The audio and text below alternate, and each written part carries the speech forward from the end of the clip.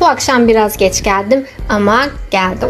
Sap işi yapıyoruz arkadaşlar. Genellikle dallarda kullanıyoruz. Bakın şimdi arka dikiş gibi ama sık sık atacağız dikişlerimizi.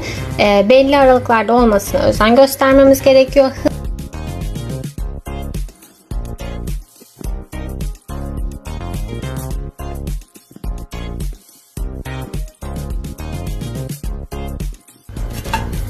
Bakın bitirdim şimdi. Son dikişten tekrar çıkartıp hep aynı yöne bakması önemli. Dikkat edelim buna. Tüm çizgilerimin içinden ipimi geçiriyorum. Tek tek hiçbirini atlamadan ve hep aynı yöne bakması burada. Hızlandırıyorum. Sonuna gelince tekrardan göstereceğim. Sonuna geldiğimde ilk ipimi geçirdiğim yerdeki noktadan batırıyorum. Ve hepsi bu kadar. Arkada düğümleyip görüşürüz.